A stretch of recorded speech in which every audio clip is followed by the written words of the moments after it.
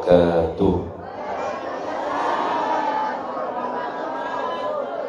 Bismillah, alhamdulillah, wa syukurulillah ala ni'matillah, wa la hawla wa la quwwata illa billah, wassalatu wassalamu ala sayyidina rasulillah, sayyidina Muhammad ibn Abdillah wa ala alihi wa ashabihi wa man tabi'a sunnatahu wa jama'atah min yawmina hadha ila yawmil ba'thi wan nahdah. Amma ba'du, faqad qala Allah ta'ala fil Qur'anil 'azim wa huwa asdaqul qailin. A'udzu billahi minasy syaithanir rajim. Bismillahirrahmanirrahim. Laqad manna Allahu 'alal mu'minina idh ba'atha fihim rasulan minhum yatlu 'alaihim ayatihi wa yuzakkihim wa yu'allimuhumul kitaba wal hikmah wa in kanu min qablu lafi dhalalin mubin. Sesungguhnya telah memberi nikmat yang paling agung ke atas orang mukmin oleh Allah, yakni dibangkitkan Nabi Muhammad sallallahu alaihi wasallam dari kalangan mereka itu manusia, membaca ayat-ayat Allah dan menyucikan akan mereka itu orang mukmin hatinya, dan mengajarkan mereka itu akan Alkitab, yakni Al-Quran, dan hikmah kebijaksanaan. Jika Allah subhanahu wa ta'ala tidak membangkitkan Nabi Muhammad sallallahu alaihi wasallam, nescaya kaum manusia berada di dalam keadaan sesat yang sangat nyata. Shadaqallahu maulanal azim.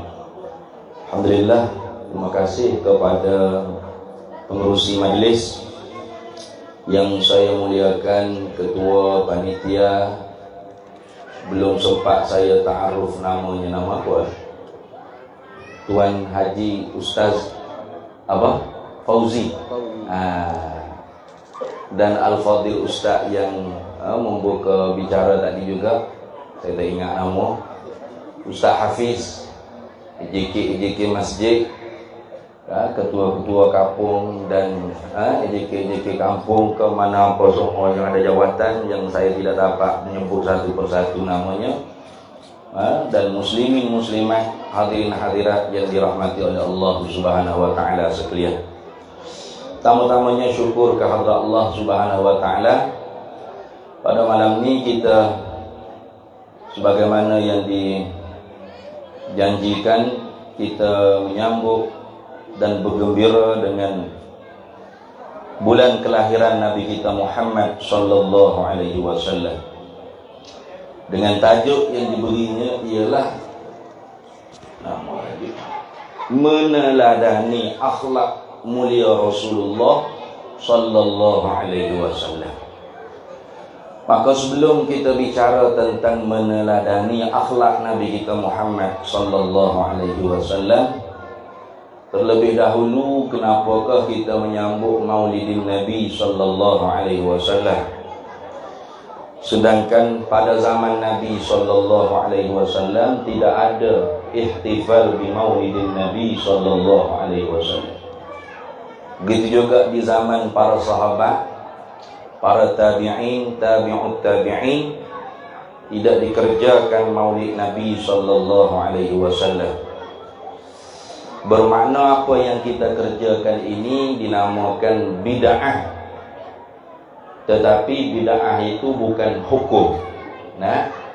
Jadi ada ustaz-ustaz dia kata hukum melaksanakan Maulid Nabi ialah bid'ah. Mana ada hukum bid'ah?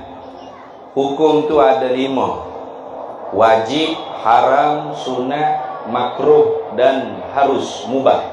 Harus tu kalau dalam bahasa Melayu mubah, kalau bahasa Indonesia harus wajib. Itu balik sikit. Di pondok saya ada seorang guru daripada Indonesia. Dia pesan kepada santri-santri saya, kalian harus hafal Alfiyah. Jadi santri-santri, pelajar-pelajar tak hafal sebab harus. Arti harus tu Hafal tak mengapa, tak hafal pun tak mengapa. Jadi dia pun pelik seorang-seorang. Kenapa pelajar ni tak hafal? Saya tanya kiai bilang apa sama santri? Saya bilang harus hafal. Oh, kalau harus itu artinya mubah.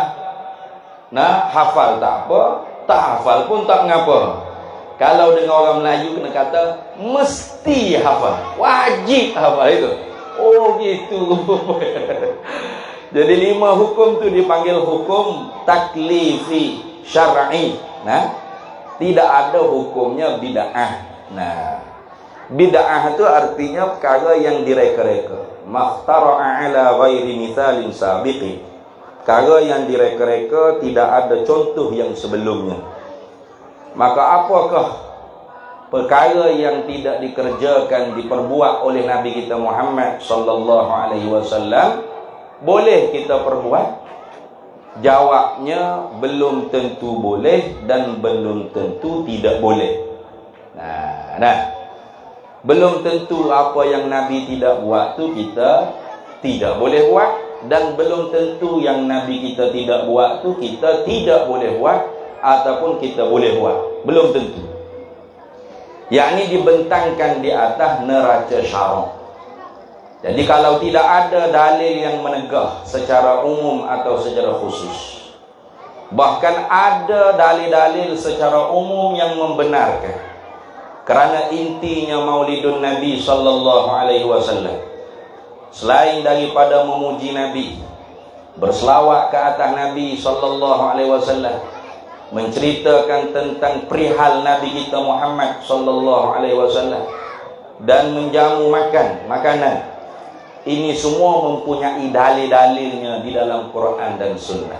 Nah, maka sebab itu tidak ada di dalam Quran Allah Ta'ala firman, "Wa ma lam yaf'alhu fantahu." Dan apa yang tidak mengerjalah ia Nabi akan dia, maka jangan dikerjakan, itu tidak ada. Nah, yang ada di dalam Quran, wa ma atakumur rasulu fakhudhu wa ma nahakum anhu fantahu. Apa yang dibawa datang oleh Nabi Muhammad sallallahu alaihi wasallam, maka kamu ambillah semampu kamu. Artinya yang wajib kita tak boleh tinggal. Sembahyang 5 waktu yang wajib mesti dikerjakan. Puasa di bulan Ramadan mesti dikerjakan. Tetapi apa yang sunat-sunat, maka itu kamu usahakan untuk mengambil keuntungan negeri akhirat dengan semampu kamu. Karena kita tidak mungkin dapat mengambil sepenuhnya perbuatan Nabi kita Muhammad sallallahu alaihi wasallam. Bagaimana mungkin kita boleh ikut perbuatan Nabi sallallahu alaihi wasallam sepenuhnya? Nah, sedangkan nafsu kita sangat jahat. Syaitan-syaitan kita sangat banyak. Bahkan yang jahat tu bukan lagi syaitan, nafsu kita sendiri. Kan gitu. Inna syaitana lakum aduwwum mubin. Sesungguhnya syaitan itu bagi kamu musuh yang nyata. Tetapi sebenarnya yang jahat tu bukan syaitan, iaitu nafsu kita sendiri. Sebab tu katanya ulama, tawaqqa nafsak la ta'man ghawailaha. Berjaga-jaga kamu dengan nafsu-nafsu kamu. Jangan kamu berasa aman sentosa dengan tipu dayanya nafsu. Kerana apa?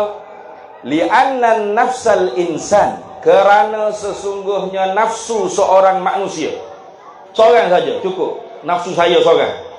Nah, jangan tua-tua lah. Nafsu saya seorang saja ni, akhbathu wa asyarru min sab'ina syaitana.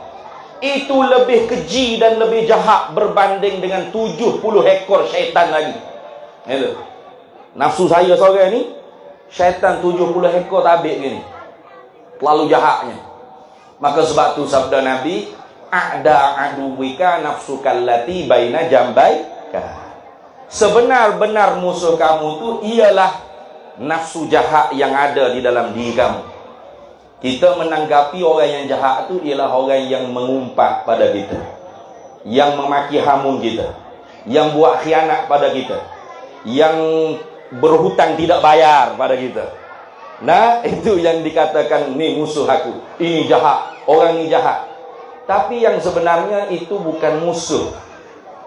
Kerana itu semua adalah manusia-manusia yang diuji oleh Allah dengan kita, sebagaimana kita diuji oleh Allah dengan mereka. Sedangkan sebenar-benar musuh itu ialah nafsu kita sendiri. Maka dengan nafsu yang jahat, syaitan yang banyak yang masuk di dalam diri kita menghasut. Bagaimana kita boleh mencontohi Nabi SAW dengan 100%? Payah, memerlukan mujahadah yang sangat hebat. Kan itu.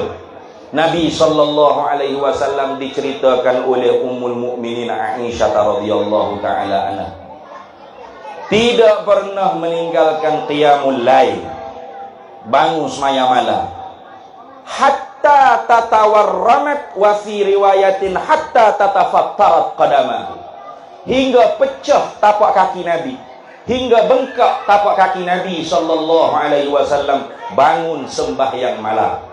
Cuba, ada di kalangan kita pecah tapak kaki sembahyang malam? Yang ada pecah tapak kaki kerana kuat kerja cari wang. Betul? Ada yang bengkak tapak kakinya kerana sembahyang malam? Ada? Tak ada. Yang banyaknya bengkak mata kerana banyak tidur. Maka memang sangat susah nak mengikuti Nabi SAW 100%.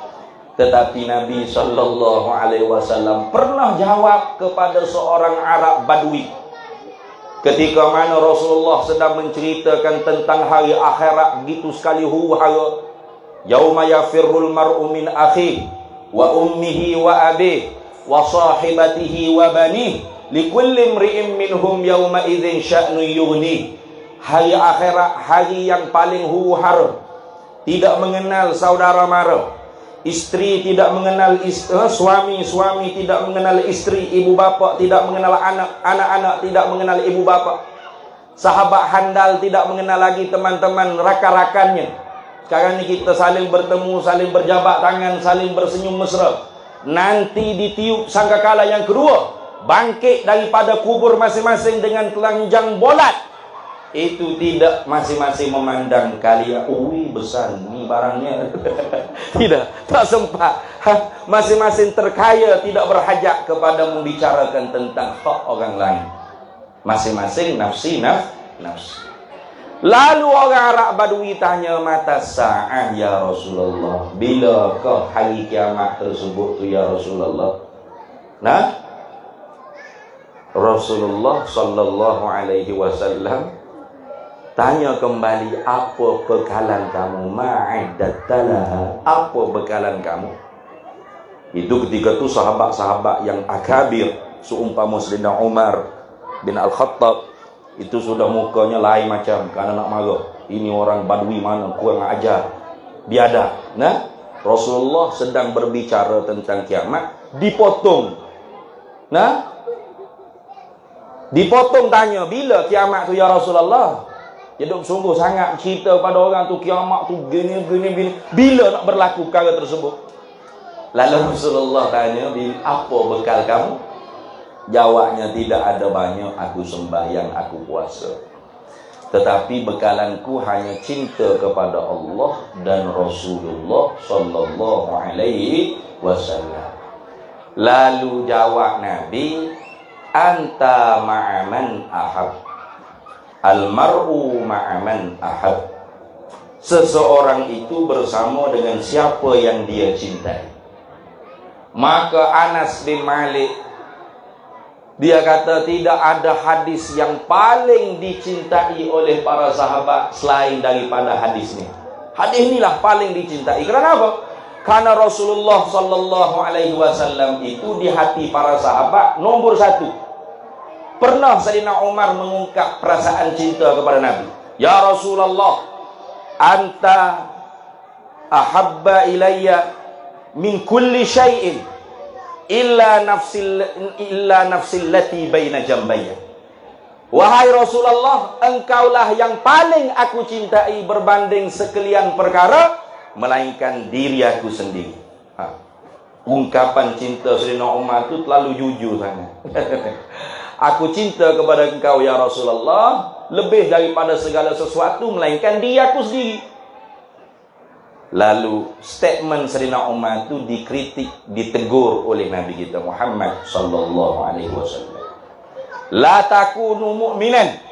Engkau tidak benar-benar mukmin yang sempurna imannya wahai Sayyidina Umar, hatta akuna ahabba ilaika min nafsika allati baina jambayka.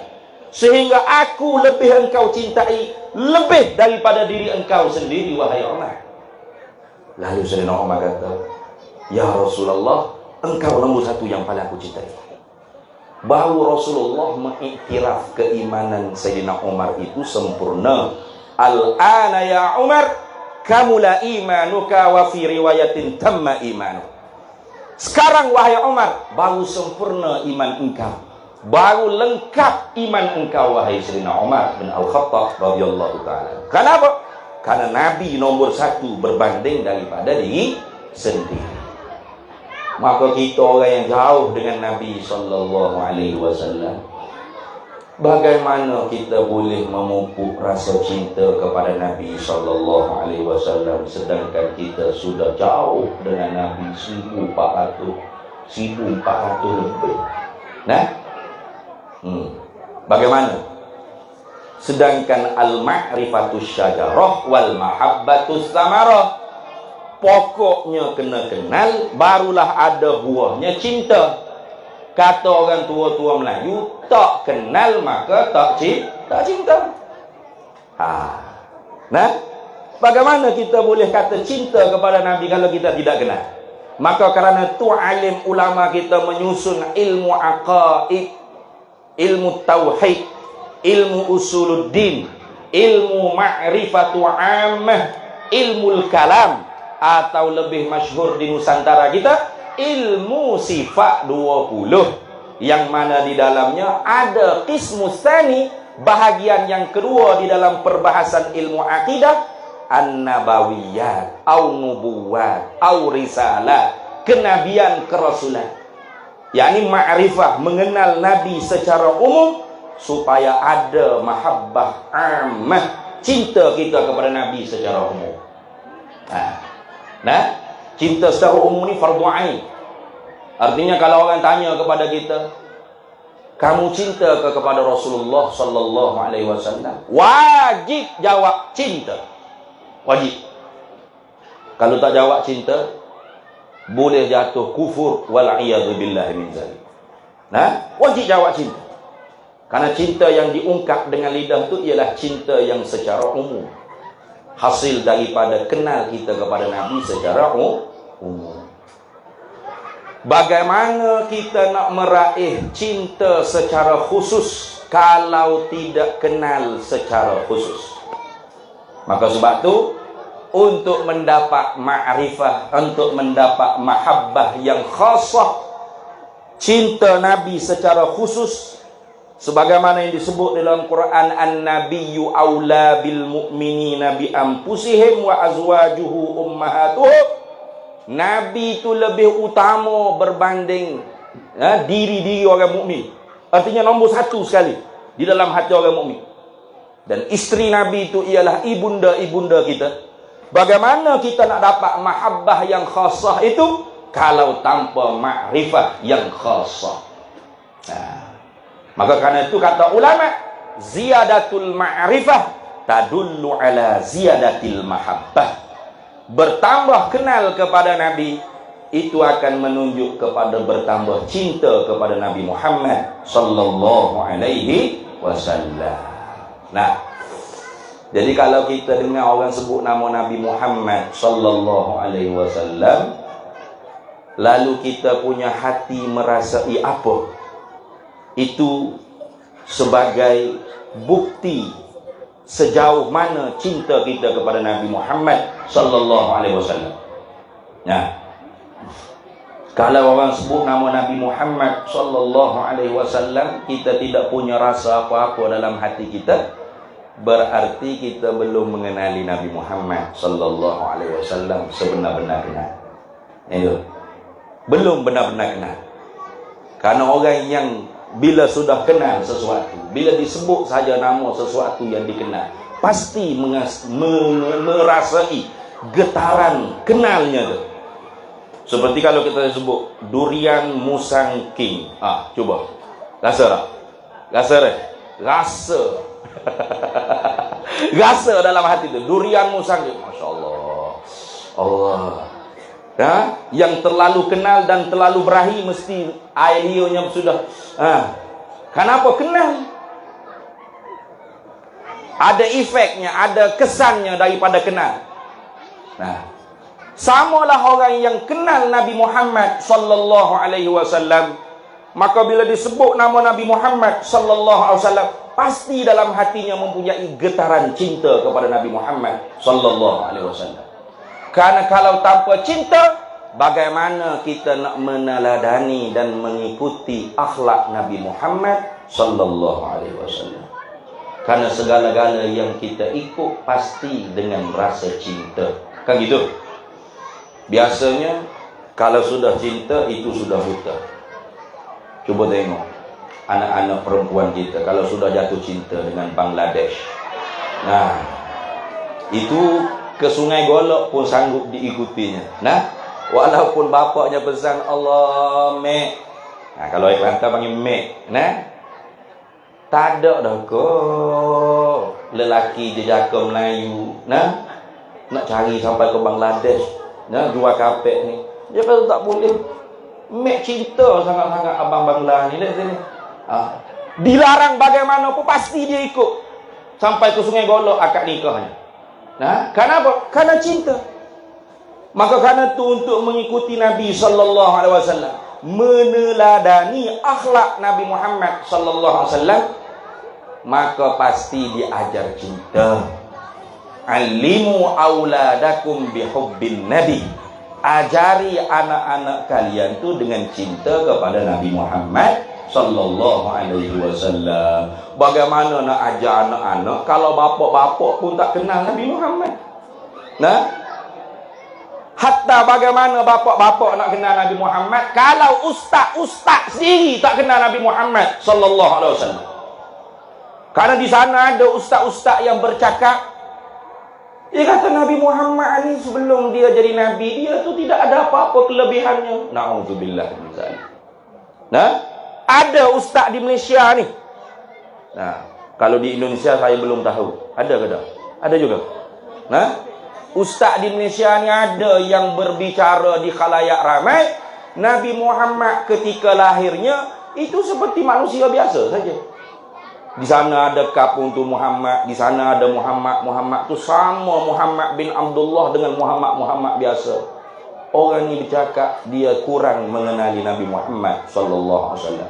Berarti dia tidak mempelajari ilmu dalailun nubuwwah. Dia tidak mempelajari ilmu dalil-dalil tanda-tanda kenabian Nabi Muhammad sallallahu alaihi wasallam. Itu belum Nabi Muhammad lahir, sudah pun dikhabarkan setiap rasul-rasul yang diutus oleh Allah Ta'ala, termasuk Nabi Isa alaihi salam. Wa idh qala Isa bin Maryam ya bani Israila inni rasulullah ilaikum musaddiqan lima baina yadayya minat Taurah wa mubasysyiran bi rasulin ya'ti min ba'di ismuhu Ahmad sallallahu alaihi wasallam. Bagaimana boleh kita bercakap Nabi Muhammad ni tak ada apa-apanya sebelum dia dilantik menjadi rasul. Dia sama saja seperti Muhammad di kampung tu Muhammad, di kampung ni Muhammad. Ini orang panggil perkataan mentahkir, menghina tubuh badan Nabi kita Muhammad sallallahu alaihi wasallam. Bila kita kata begitu, dia jawab pula, dah, Islam tidak mengajar kita untuk memuja tubuh badan Nabi Muhammad sallallahu alaihi wasallam. Tambah biadab lagi orang seperti ini. Tambah biadab lagi. Memang Islam tidak mengajar kita memuja tubuh badan Nabi Muhammad sallallahu alaihi wasallam dalam arti kata menyembah Nabi Muhammad. Ya. Dan kita pun tidak menyembah Nabi Muhammad sallallahu alaihi wasallam. Nabi Muhammad itu ialah makhluk Allah. Tetapi wajib kita i'tiqad Nabi Muhammad afdalul makhluk alal itlaq. Wajib, fardu ain. Wajib kita i'tiqad dalam hati kita, Nabi Muhammad ialah semulia-mulia makhluk Allah alal itlaq bila qaidin. Itu mana? Ha? Apa maksud alal itlaq bila qaidin? Ala sabilil umum. Atas secara semua sekali makhluk Allah, Nabi Muhammad tiada bandingannya. Itu. Arash, mulia Nabi Muhammad. Qalam, mulia Nabi Muhammad. Luhil mahfuz, mulia Nabi Muhammad. Ha? Apa lagi? Sebut makhluk Allah apa lagi? Pasti nombor satu yang paling mulia Nabi Muhammad sallallahu alaihi wasallam. Asli. Kalau kemuliaan kita tu ada bandingannya. Nah, ketua kampung mulia berbanding orang penduduk kampung biasa. Nah, tapi berbanding dengan YB, mulia YB daripada ketua kampung. Tapi YB dengan Esko, mulia Esko daripada YB. Esko dengan menteri, mulia menteri daripada YB, daripada Esko. Nah, menteri dengan perdana menteri, mulia perdana menteri daripada menteri-menteri. Yang di Pertuan Agong itu lebih mulia berbanding perdana menteri, kayak gitu. Jadi kemuliaan selain Nabi Muhammad itu kemuliaan bil qaidi, dengan kait, bandingan ada banding. Nabi Muhammad tidak ada bandingan. Itu wajib kita i'tiqad. Siapa yang mengiktikadkan Nabi Muhammad sallallahu alaihi wasallam itu biasa manusia yang tidak ada apa-apanya kelebihannya, yang setelah wafatnya pergi berlalu begitu saja seperti postman, maka dia telah berdosa kerana tidak i'tiqad seperti i'tiqad Ahlus Sunnah wal Jamaah. Nah, karena ingat, jalanan yang selamat itu hanya satu. Sadaftariqu ummati ala 73 firqah. Selagi berpecah umatku ini di atas 73 firqah. Fawahidun fil jannah wa thintani wa sab'ina fil nar. 72 firqah dibawa masuk ke api neraka, dan satu firqah saja yang masuk syurga. Bersembah para sahabat, manhum ya Rasulullah, siapakah satu fuaq tu ya Rasulullah? Jawab Nabi dalam riwayat At-Tabrani, hum ahlus sunnah wal jamaah. Mereka itu ialah ahlus sunnah wal jamaah. Dan i'tiqad ahlus sunnah wal jamaah ini sudah pun digezek, disepakati oleh ulama-ulama mutaqaddimin mutaakhirin, al-asy'ariyah wal maturidiyah. Boleh dipelajari di dalam kitab-kitab Arab, baik kitab-kitab Jawi. Nah, maka tak mungkin kita boleh beralasan, saya tak tahu ya Allah, saya tak tahu. Tak tahu kenapa? Karena kamu tidak belajar. Maka jahil seperti itu tidak dimaaf. Itu dipanggil jahil murakkab. Nah, jahil yang berlapis-lapis. Dia jahil dengan perkara yang sebenar, dan dia jahil tentang dirinya tu jahil. Nah, berapa kali jahil itu? Nah, dia tidak tahu perkara yang sebenar, dan dia tak tahu diri dia tu bodoh. Gitu. Karena tu dia tidak mengaji. Bila dia tidak mengaji, bagaimana dia nak tahu? Nah, maka bila dia tak tahu, pegangannya tu, kata orang Kelantan, kok si kok de. Tahu kok si kok de? Karuk maruk. Nah, boleh jadi saja terjerumus di dalam firqah-firqah yang dhallah. Nah, antara lain mentahkir Nabi Muhammad sallallahu alaihi wasallam. Ada lagi yang menuhankan Nabi Muhammad pun ada. Itu pun melampau juga. Nah, ini di Johor sana. Ada satu ajaran dipanggil ajaran Sihak. Tak tahu apa ajaran Sihak ni. Nah, dia punya ajaran Allah Muhammad yang sama saja. Allah ialah Muhammad, Muhammad ialah Allah.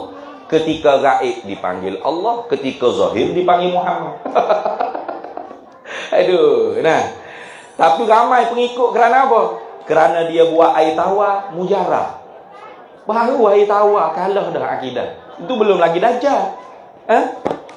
Belum lagi dajjal lagi.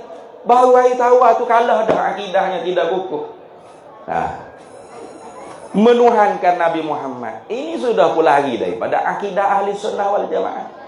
Sedangkan kita mengaji ilmu akidah, para nabi, para rasul itu harus jaiz bersifat dengan al-a'radul basyariyah allati la tuaddi ila naqsin fi maratibihimul aliyah. Itu. Para nabi, para rasul itu harus bersifat dengan al-a'radul basyariyah allati la tuaddi ila naqsin fi maratibihimul aliyah. Kenapa ulama mengibaratkan al-a'rad? Al-a'rad. Al-a'rad itu artinya arad, segala sifat-sifat yang baharu. Nah, kalau orang mengaji usuluddin dia tahu. Arad dengan sifat itu dia panggil ada umum khususnya. Tiap-tiap arad pasti sifat, tiap-tiap sifat belum tentu. Tidak boleh panggil arad. Kerana apa? Karena sifat tersebut qadimah. Tapi kalau sifat kita, pengetahuan kita, penglihatan kita, ini boleh dipanggil sifat, boleh dipanggil arad. Apa arad? Yakni sifat yang kedatangan, baru diciptakan oleh Allah. Seperti pendengaran kita. Ini baru. Dipanggil sifat boleh, dipanggil arad pun boleh. Sebab tu kalau masa lahir, bayi yang masa lahir dulu, nah, pendengarannya tidak jauh. Dekat saja. Sunat bagi ibu bapa yang kelahiran anak, azan qomat di telinga bayinya, bukan dia azan di speaker box masjid. Gitu. Betul tak? Kenapa? Karena bayi itu boleh dengar yang dekat saja. Penglihatan pun boleh tengok yang dekat-dekat saja. Lama kelamaan dia berubah, boleh tengok jauh. Akhirnya, tak nampak yang jauh, dipanggil rabung jauh. Tak nampak yang dekat, dipanggil rabung dekat. Kan gitu? Ada yang pakai spek mata tak sini? Nah, ada?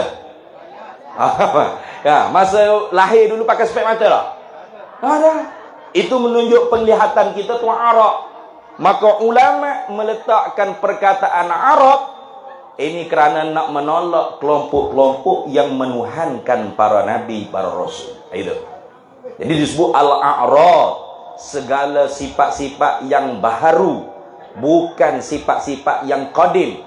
Al-basyariyah, yang bangsa kemanusiaan, bukan bangsa jin, bangsa malaikat. Nah, maka sebab tu para nabi ada yang makan, minum, masuk ke pasar, beristeri, berbini, beranak, dan ada yang sakit. Tetapi sifat-sifat tersebut allati la tuaddi ila naqsin, yang tidak membawa kepada kekurangan fi maratibihimul aliyah, pada martabat mereka yang tinggi. Artinya nabi kita sakit biasa, tidak sakit sampai ke orang lari semua, tidak. Itu para nabi, para rasul. Nah, itu wajib kita i'tiqad.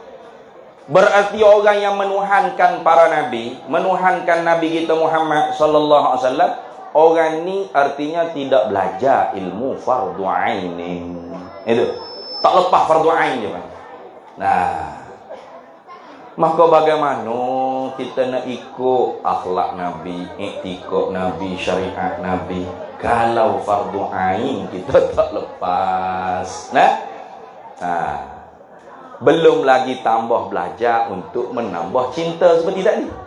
Nah, ilmu apakah yang perlu kita pelajari untuk menambah cinta kepada Nabi sallallahu alaihi wasallam? Nah, pertama, ilmu tauhid itu sudah fardu ain, dia panggil ma'rifatu ammah. Yang kedua ialah ilmu sirah an-nabawiyah. Ini sudah tidak fardu ain lagi. Tapi kalau kita nak cinta kepada Nabi dengan cinta yang khusus, sayugianya, sepatutnya kita belajar ilmu sirah an-nabawiyah. Tahu benar-benar perjalanan Nabi daripada Mekah ke Madinah. Untuk apa Nabi sallallahu alaihi wasallam di Madinah, dan bagaimana Nabi membangun umat di Madinah. Nah, bagaimana Nabi sallallahu alaihi wasallam menyatukan manusia di Madinah yang berbilang suku, kaum, agamanya di dalam satu negara yang dinamakan Madinatul Munawwarah. Ini satu kelebihannya. Nabi sallallahu alaihi wasallam tidak menamakan negara Yathrib dengan negara bangsa atau negara agama. Itu hebat Nabi sallallahu alaihi wasallam. Supaya contohnya boleh sampai ila yaumil qiyamah. Nabi tidak meletakkan nama Yasrib itu Daulah Quraisyiyah wal Arabiyah, negara Arab, negara Quraisy. Tidak. Kita sekarang ini negara bangsa, betul tak?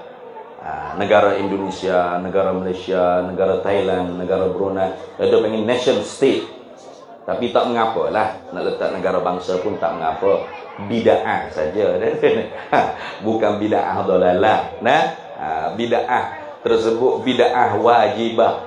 Bid'ah yang wajib karena sudah sepakatan seluruh negara. Sekarang negaranya dinama negara bangsa. Kalau tanya Nabi buat tak negara bangsa? Tak buat. Nabi tak letak negara Quraisy, negara Arab. Tak ada mamlakah Arabiyah. Negara Quraisy, negara Arab tidak wujud di zaman Nabi sallallahu alaihi wasallam. Dan Nabi juga tidak meletak nama negaranya Daulah Islamiyah, negara Islam. Tidak juga. Ini tengok Nabi sallallahu alaihi wasallam. Supaya kita semua boleh ikut. Di dalam membentuk sebuah negara itu terserah kepada kesepakatan. Seperti kita bersepakat untuk buat undang-undang rumah tangga, sepakat untuk buat persatuan dan sebagainya, ada undang-undang persatuan, pertubuhan, jamaiyah dan sebagainya. Itu tidak ada dalam Quran hadis. Kena ada muktamar, kena ada musyawarah agung, kena ada audit, kena ada pemilihan. Mana ada dalam Quran hadis? Itu kesepakatan. Sama juga dalam membuat negara, Nabi seperti itu. Tidak meletakkan nama negaranya Arab atau nama negaranya Islam, tapi nama negaranya Madinatul Munawwarah, negara maju yang bergemerlapan. Artinya Nabi menanamkan setiap warga negara Yasrib yang berbilang suku, kaum, bangsa dan agamanya supaya menjadi insan yang mutamaddin, manusia yang membina peradaban. Maka karena itu Rasulullah selepas peperangan Ahzab, Rasulullah kata kita jangan pulang lagi. Mari kita serang Khaybar. Kenapa serang Khaybar? Bukan karena Yahudinya. Yahudi lain tidak diserang. Yahudi lain tidak diperangi. Tapi Yahudi Khaybar yang diperangi. Kerana apa?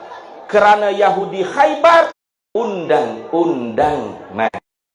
Wasiqah Madinah dilanggar. Maka karena itu diperangi. Karena di dalam Islam tidak boleh kita memerangi kerana beza suku, kaum, bangsa dan agama. Tak boleh. Tidak boleh kerana beza bangsa, beza suku. Saya Melayu, Kelantan, kalian semua Jawa. Saya tak boleh. Saya sakit hati tengok kau Jawa. Tak boleh gitu. Ataupun tengok ke Cina tu nak marah selalu muka ketak. Atau tengok ke India tu pasal saya tak boleh kalau keling kat geram. Tak boleh. Karena Allah jadikan kita berbilang bangsa kaum ni, hikmatnya apa? Lita'arafu, kan gitu. Ya ayyuhan nasu inna khalaqnakum min zakarin wa unsa wa ja'alnakum syu'uban wa qabaila lita'arafu. Hei manusia, kami yang jadikan kamu daripada tidak ada kepada ada, daripada tu Adam dan Nek Hawa. Tu Adam dan Nek Hawa ni sepakat seluruh dunia kata. Melainkan mereka-mereka yang bermazhab Darwin saja yang mengatakan daripada kera. Semua mengaku kata tu Adam, Nek Hawa. Tapi tak ada siapa dia boleh mengklaim tu Adam tu Kelantan, Nek Hawa tu Jawa. Boleh gitu? Tak ada. Atau tu Adam tu Cina, Nek Hawa tu Keling, India. Boleh? Tak ada. Lalu siapakah yang merubah kita ni? Tuhan tu juga. Wa ja'alnakum syu'uban. Ja'ala bimakna sayruratu syai'. Kami yang merubahkan rupa-rupa kalian. Wa ja'alnakum syu'uban, kepada pelbagai bangsa, wa qabaila, dan pelbagai etnik. Hikmahnya apa? Lita'arafu, la mulit ta'lilil hikmah. Hikmahnya supaya kalian tu ta'aruf, min itlaqis sabab wa iradatil musabbab, supaya kalian tu kenal, yakni supaya kalian tu cinta. Lita'arafu ay litahabbu, supaya kalian saling cinta. Maka beza suku, beza bangsa, beza kaum, ini Tuhan jadi supaya kita kenal, mengenali, dan kasih, mengasihi, cinta, mencintai. Itu. Nah, gitu juga tak boleh buat musuh karena beza agama, tak boleh. Geram aku tengok gereja ni nak bom masa. Tak boleh. Lalu tepi dia patukih besar, berhala besar. Aku nak pergi bom. Tak boleh. Nah, apalagi mencaci, menghina. Tengok tu, teguk tu. Tak boleh. La tasubbu, wala tasubbul ladunillah. Jangan kalian mencaci maki orang yang menyembah selain daripada Allah. Kerana kalau kalian mencaci maki mereka, fayasubbullaha adwan bighairi ilmin, maka nanti mereka mencaci maki Allah dari kerana rasa permusuhan tanpa mengetahui ilmu yang sebenar. Sedangkan Nabi Muhammad tidak bawa kepada permusuhan, melainkan boleh kita nak bermusuh, boleh kita nak berbalah, boleh kita nak berperang kalau mereka tu melanggar kesepakatan. Itu wala udwana illa ala zalimin. Tidak boleh buat permusuhan melainkan di atas orang yang berlaku zalim, artinya melanggar undang-undang kesepakatan. Maka karena itu Nabi SAW serang puak Khaybar, serang Yahudi Khaybar. Nabi lalu di hadapan pintu gerbang Khaybar, ya ahlal kiradah, hei anak-anak kira, ukhruj, keluar kalian. Garang Nabi SAW. Nah, hei anak-anak kira, tubik, keluar. Karena apa tu?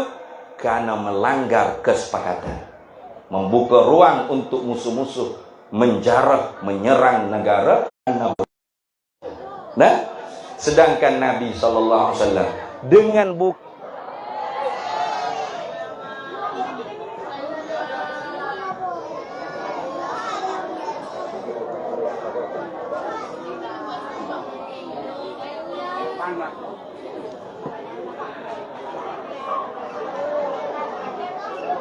Sallu ala Nabi Muhammad.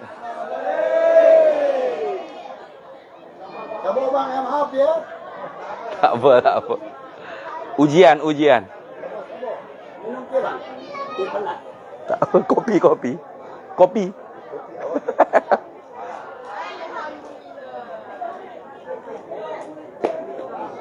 Boleh. Ini ujian ni. Mudah-mudahan nantinya Maulidur Rasul tahun depan kita buat di hotel insya-Allah 5 bintang. Amin.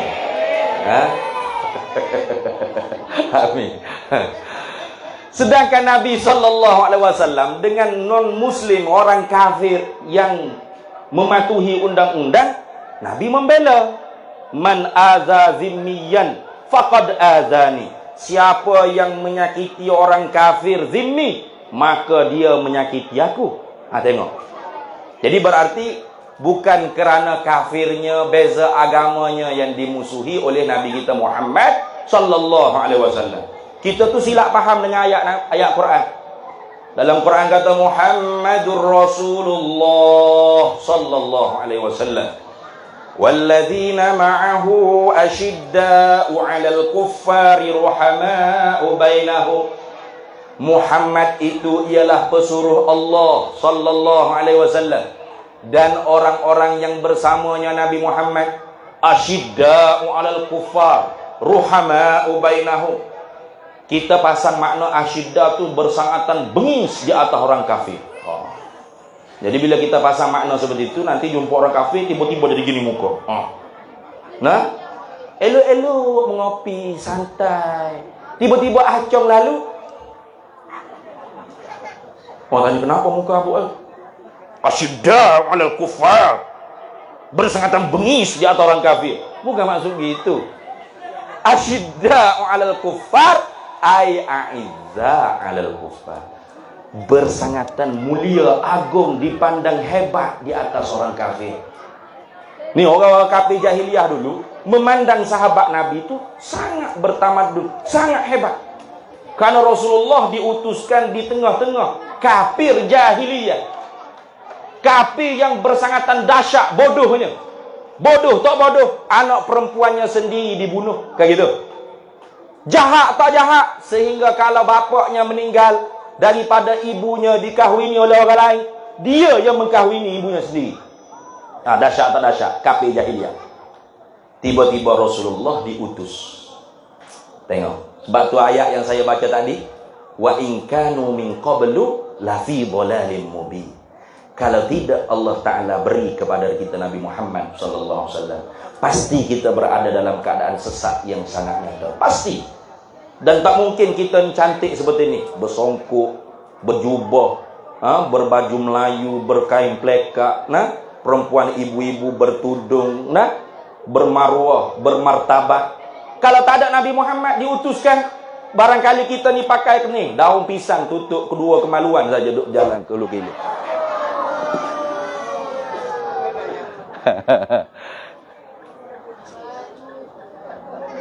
Boleh. Ini maknanya dia suruh berhenti dah ni. Terlalu lama dia kata mungkin. Saya tanya Pak Selamat tadi jam berapa jam, dia kata terserah Ustaz, jangan terserah saya. Nanti subuh. Nanti subuh siaplah. Jadi kerana itulah kita menyambut Maulidun Nabi sallallahu alaihi wasallam, bergembira dengan nikmat yang paling besar diutus oleh Allah Taala. Tidak ada nikmat yang lain. Laqad mannallahu 'alal mu'minin. Sesungguhnya mannallahu. Perkataan manna itu tidak digunakan melainkan perkara yang sangat hebat dan sangat besar. Nikmat yang sangat besar dan sangat hebat. Artinya Nabi Muhammad ni ialah satu nikmat yang sangat besar. Kita kalau sakit perut, nak buang air besar, nak berok, nak berok. Lalu bila kita ni tandas penuh orang, macam mana rasanya? Terseksa tak? Terseksa. Tiba-tibanya boleh masuk bilik air, qada hajat, berok secukup-cukup puasnya. Keluar bilik air macam mana? Senyum tak? Iya, pasti senyum. Lega ya. Nah, itu baru nikmat berok. Boleh senyum. Kena pakai dalil tanya. Dalil apa awak boleh senyum, suka, gembira ni? Mana dalilnya? Quran, hadis. Lah, memanglah nikmat boleh berok. Cuba kalau tak boleh berok, macam mana agak-agak? Maka senyum, suka. Kenapa? Gembira dapat nikmat boleh berok. Boleh ketemu, boleh makan dan sebagainya, tu nikmat tu. Syukur kita, senyum. Orang merokok, kalau tak boleh merokok macam mana? Gelisah tak? Betul tak? Gelisah. Sebab tu orang NU tu susah nak buat program di hotel-hotel 5 bintang. Ini alasannya. Sebab payah. Payah nak tinggal. NU tu artinya apa? NU itu artinya apa? bukan and no smoking itu artinya Nahdlatul Ulama smoking dia. Aduh, payah tinggal. Cuba orang yang perokok, kalau tak boleh merokok macam mana gelisah? Gelisah tak? Mukuk. Tapi bila keluar aja boleh cucuh, senyum je. Lega dia. Senyum. Kerana boleh nikmat merokok tu senyum. Tapi nikmat Nabi Muhammad marah kalau orang senyum. Kan pelik tu. Qul bi fadlillah. Kata hai Nabi Muhammad sallallahu alaihi wasallam, bi fadlillah, dengan kurniaan Allah. Apa kurniaan Allah yang paling agung? Idzba'atsa fihim rasulan minhum, yaitu dibangkitkan Nabi Muhammad sallallahu alaihi wasallam. Wa bi rahmatihi, dan rahmatnya Allah. Apa rahmat Allah yang paling agung? Nabi Muhammad sallallahu alaihi wasallam. Wa ma arsalnaka illa rahmatan lil alamin. Innama ana rahmatun muhdah. Hanya saja aku ialah rahmat Allah yang dihadiahkan kepada kalian. Fa bidzalika falyafrahu. Maka dengan sebab demikian itu Allah Taala kata bergembiralah. Jadi kita bergembira dengan Nabi Muhammad sallallahu alaihi wasallam. Ini satu suruhan. Tapi tidak cukup hanya malam ni saja bergembira. Mesti surau kita ni dipenuhi dengan pengajian ilmu. Kenapa? Karena yang ditinggal oleh Nabi bukan dinaron wala dirhaman, bukan. yuwarrasu ilman, Nabi mewarisi ilmu. Kan gitu. Maka di surau kita ni walaupun kecil, maka penuhkan dengan ilmu-ilmu yang ditinggal oleh Nabi kita Muhammad sallallahu alaihi wasallam, yang disaring oleh alim ulama kita, kerana mereka alim ulama warasatul anbiya. Paling kurang ada ilmu tauhid, pengajian ilmu akidah Ahlus Sunnah wal Jamaah. Ada ilmu fikih, ilmu fiqh, mempelajari bagaimana ibadah kita, muamalah kita, munakahat kita dan sebagainya, mematuhi sebagaimana yang digaris oleh para fuqaha di dalam kitab-kitab fiqh. Dan ada ilmu tasawuf, ilmu yang nak mentakhallikan mazmumah di dalam hati kita. Dan inilah kemuncak samarah di dalam agama. Kenapa? Nabi sabda, innama bu'istu li utammima makarimal akhlak. Hanya senya aku diutuskan untuk menyempurnakan akhlak yang mulia. Jadi Rasulullah tu bukan diutuskan untuk kita semua ni jadi orang Arab belaka, bukan. Nah, ni banyak orang salah faham.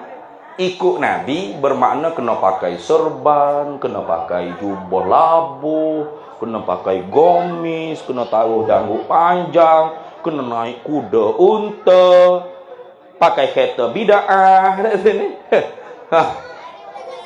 Itu bukan maksudnya ikut sunnah Nabi sallallahu alaihi wasallam yang sebenar-benarnya. Sunnah juga, tapi sunnah jibiliyah.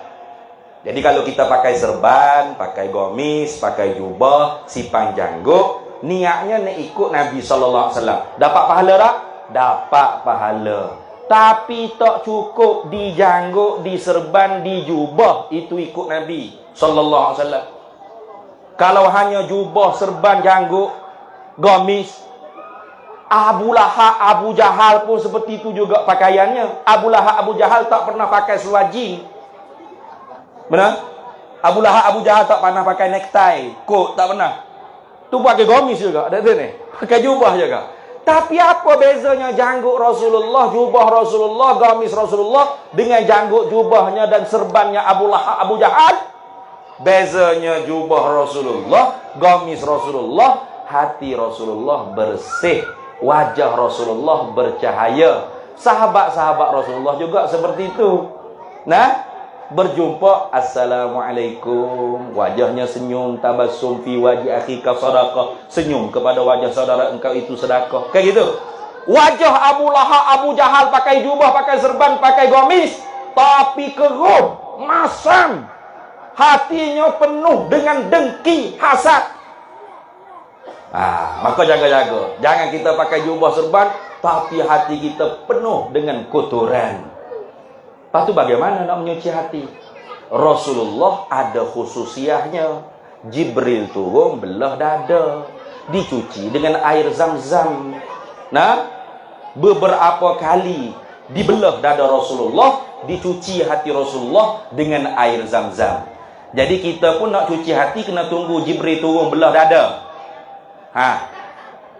Kalau tunggu bukan Jibril yang turun.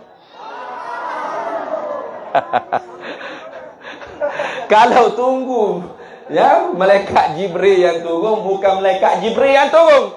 Malikil maut yang turun untuk merentak nyawa kita, cabut daripada badan kita. Maka bagaimana caranya untuk kita menyuci hati kita? Tidak lain, tidak bukan diajar oleh Nabi kita. Wa yuzakkihim wa yu'allimuhumul kitaba wal hikmah. Tengok, belum disebut wa yu'allimuhumul kitaba wal hikmah, diajarkan Alkitab dan hikmah. Terlebih dahulu disebut tugas Nabi Muhammad, yuzakkihim, menyuci mereka itu manusia. Bagaimana cara penyuciannya? Tidak ada cara lain. Qad aflaha man tazakka wa dzakara asma rabbih fasalla. Sesungguhnya benar-benar menanglah mereka yang menyucikan hatinya. Caranya bagaimana? Wa dzakara asma rabbih, menyebut akan nama bagi Tuhannya, fasalla, dan mendirikan sembahyang.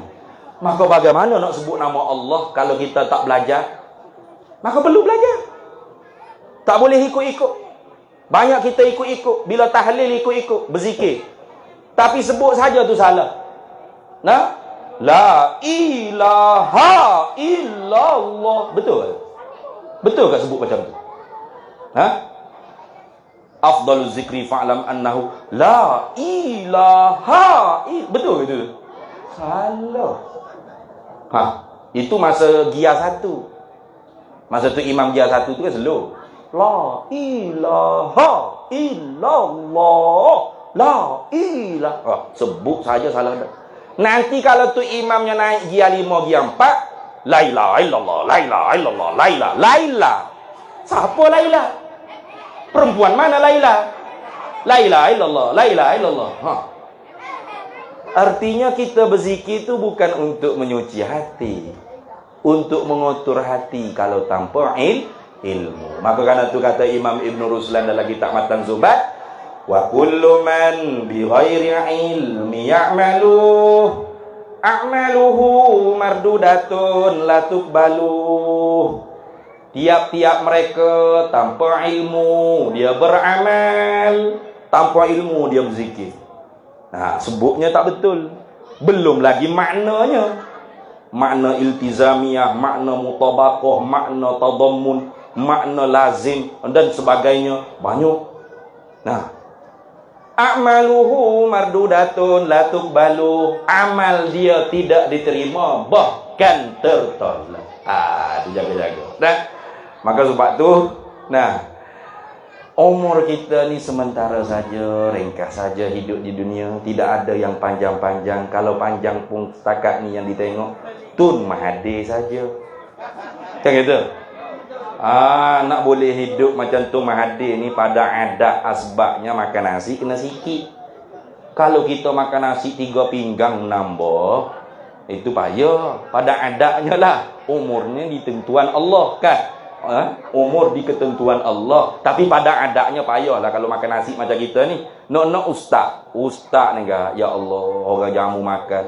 Allah Rabbi. Sebab tu kalau sayang pada ustaz, jangan jamu makan pada ustaz. Jangan, betul. Ustaz makan sikit-sikit, kuih-kuih cukup. Sebab kita sayang pada ustaz-ustaz kita, tutup guru kita supaya umur dia panjang. Tapi salam ni kena tebal. Itu tandanya sayang pada ustaz. Kalau makan ustaz balik ustaz makanan ada. Sebab kami sayang pada ustaz supaya umur ustaz panjang. Tapi salamnya nanti kena tebal. Itu tandanya sayang. Nah, jadi umur kita ni pendek-pendek saja, para hadirin semua. Jadi yang pendek ni dialah amal kita yang sedikit tu pula benar-benar berbiji, kata orang. Nah, berbiji artinya apa? Benar-benar makbul indallah. Benar-benar diterima oleh Allah Ta'ala. Bagaimana terima? Yakni kita mengerjakan amal ya'ti biha 'alal wajhil ma'muri bih. Mendatangkan perintah Allah sebagaimana yang diperintah oleh Allah. Bagaimana yang diperintah oleh Allah? Tidak dapat tidak dengan ilmu. Pasti dengan ilmu. Maka sebab tu kata Imam Ghazali, nah, ilmu tu ialah asyrafu jauharan minal ibadah. Yang paling mulia daripada intan berlian. Asyrafu minal jauhari, nah, bil ibadah. Terlebih mulia daripada intan berlian berbanding dengan intan berlian ibadah. Kita dijadikan oleh Allah memang untuk mengerjakan amal ibadat, kan gitu. Wa ma khalaqtul jinna wal insa illa liya'budu. Tidak aku jadikan jin dan manusia melainkan untuk ibadat. Zahir ibadat, batinnya ubudiyah. Zahir mengerjakan ibadat, batinnya mencapai maqam kehambaan dengan Allah. Tapi bagaimana kita boleh mengerjakan ibadat dan mencapai maqam kehambaan dengan Allah kalau tanpa ilmu? Tak mungkin. Maka kerana itulah ilmu itulah aslun, asal. Wala amalu wala ibadatu far'uha, ialah cabang daripada ilmu. Nah, orang yang beribadat tanpa ilmu, maka ibadatnya tidak diterima, bahkan tertolak. Kalau mempunyai ilmu tetapi tidak beramal, ini pula dibakar oleh Allah di dalam neraka sebelum si kafir penyembah berhala pula dah. Wa alimu bi ilmihi lam ya'malan mu'azzabun min qabli abadil wazan. Orang alim tanpa ilmu, orang alim dengan ilmu dia tidak beramal. Orang alim ada ilmu, tapi dia tidak beramal. Nah, ada ilmu tapi dia tidak beramal, bahkan ilmunya dicampur ke belakang, bahkan ilmunya ditunggang untuk meraih keuntungan dunia. Nah, pangkat dunia, kebesaran dunia, hingga apa yang hari ininya haram dijadikan halal. Yang kemarinnya haram jadi halal. Nah, yang kemarinnya halal jadi haram. Itu jadi belak. Berubah-ubah. Hukumnya berubah-ubah. Mengikut kesesuaian nafsu syahwat dunianya. Maka orang ni disebut oleh Ibn Ruslan dalam kitab Matan Zubat tadi, dibakar di dalam neraka Allah sebelum si kafir penyembah berhala. Lagi berat. Maka sebab tu usahakan apabila kita belajar ilmu, kita usahakan jadi orang yang bersifat dengan ilmu. Nah, belum nak bersifat, beramal dulu. Kan orang alim tu manit tasafa bil ilmi, orang yang bersifat dengan ilmu. Kan gitu. Siapa alim? Manit tasafa bil ilmi, mereka yang bersifat dengan ilmu. Artinya ilmu dengan diri dia seperti sifat dengan zat, tidak bercerai tanggal. La hiya huwa wa la hiya ghairuh. Itu maksud. Tapi belum nak bersifat, bagaimana nak bersifat kalau tidak berfi'il, tidak berbuat. Jadi beramal dulu, kemudian barulah jadi sifat. Sebab tu nak jadi orang alim ni susah. Bukan semata-mata ada ilmu, tapi bersifat dengan ilmu. Itu masuk orang alim. Kalau semata-mata ada ilmu, senang. Mengaji, belajar, dapat ilmu. Nah, tapi kalau dia tidak beramal dengan ilmunya, apalagi kalau nak menjadi sifat bagi diri dia ilmu tersebut, jauh lagi nak dipanggil orang alim. Baru orang yang ada ilmu, tapi belum bersifat dengan ilmu. Maka karena itu, diusahakan anak-anak kita dihantar mengaji agama, belajar agama, belajar fardu ain. Diberi bekalan ilmu yang cukup kepada anak-anak. Bahkan tambah lagi kalau boleh dihantar ke pondok-pondok. Untuk melanjutkan, untuk meneruskan generasi orang yang berilmu dan beramal dengan ilmu. Jangan kita takut pada fakir, takut pada miskin, takut pada rezeki. Ini anak saya kalau hantar ke pondok nanti besar nak makan apa? Lah, makan nasi, takkan makan pasir. Kan gitu? Kan banyak orang fikir gitu. Ini anak saya kalau hantar ke pondok-pondok belajar agama, ini susah nanti nak bekerja, nak cari rezeki. La haula wala quwata illa billah.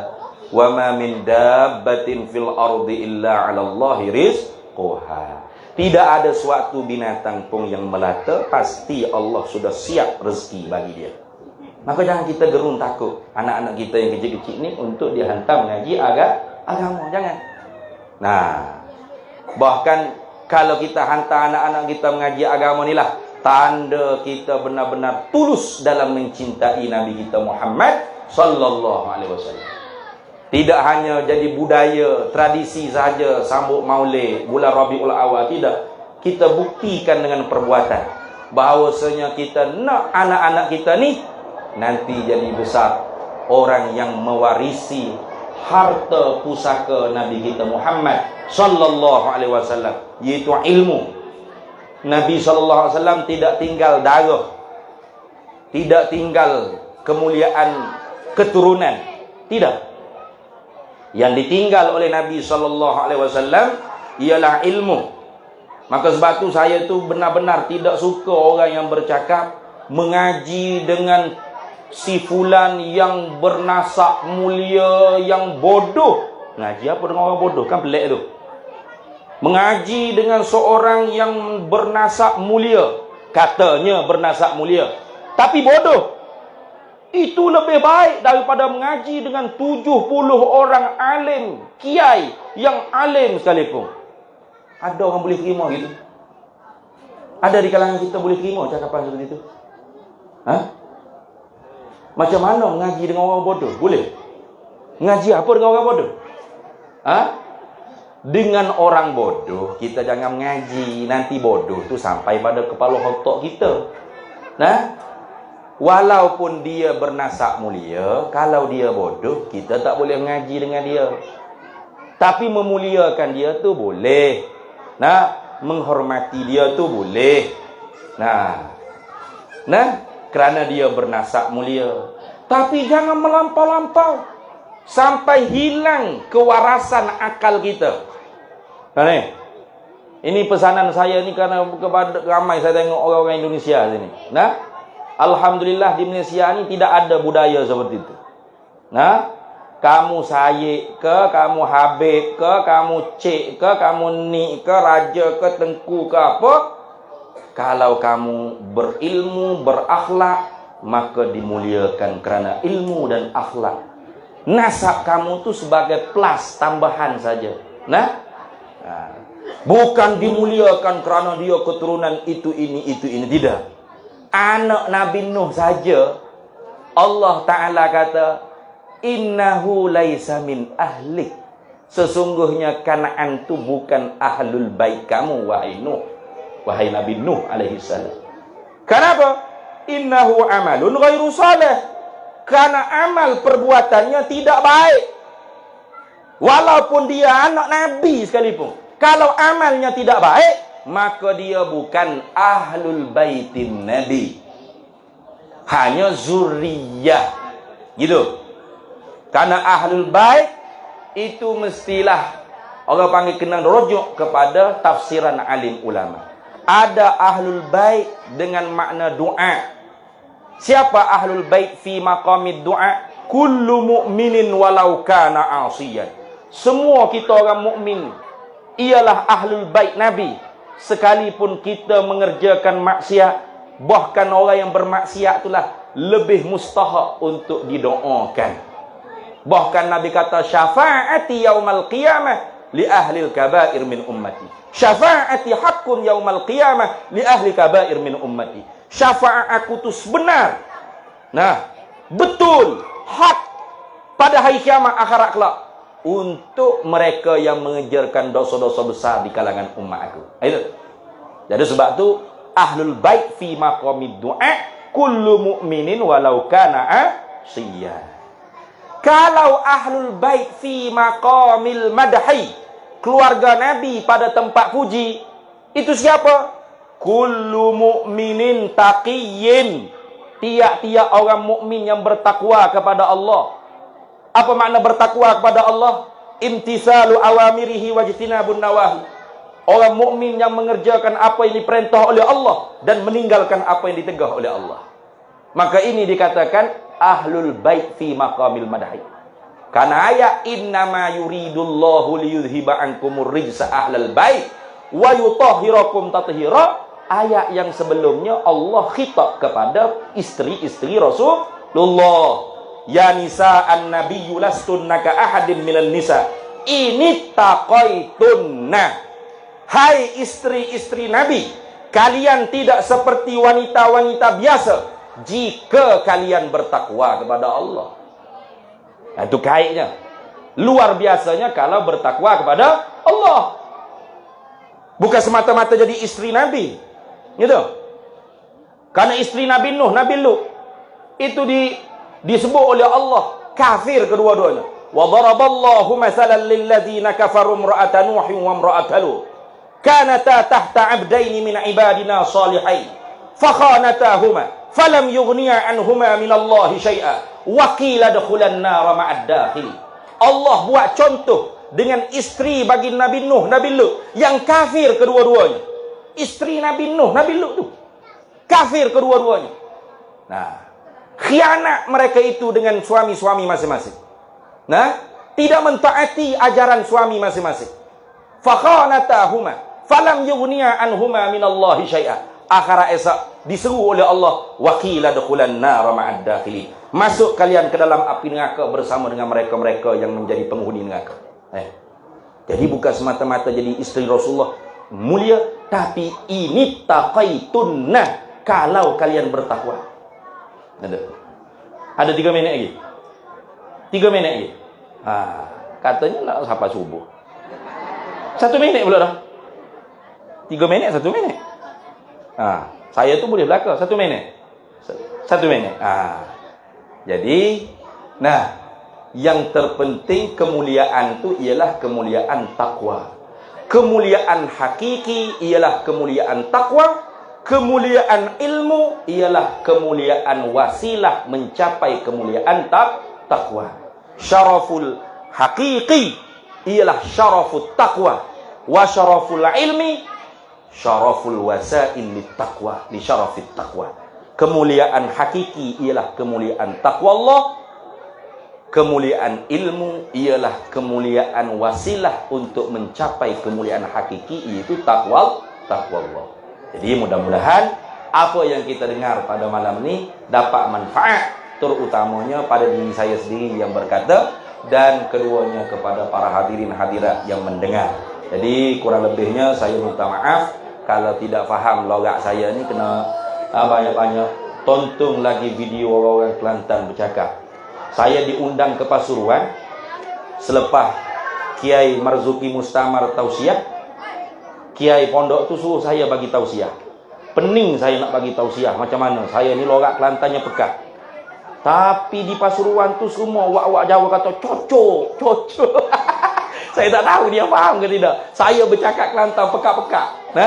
Wallahu a'lam faham ke tak faham. Jadi mudah-mudahan yang tidak faham diberi kefahaman oleh Allah. Yang faham alhamdulillah, mudah-mudahan dapat beramal dengan apa yang kita dengar pada malam ini dan kita sampai kepada mereka yang tidak ada pada malam ini, dan mudah-mudahan kita mendapat syafaat Nabi kita Muhammad sallallahu alaihi wasallam akhirat kelak. Wallahu a'lam wa ilmuhu wa atam. Yu'til hikmata man yasha wa man yu'tal hikmata faqad utiya khairan katsira wa ma yadhakkaru illa ulul albab. Wallahul muwaffiq ila aqwamit thariq. Wassalamu alaikum warahmatullahi wabarakatuh.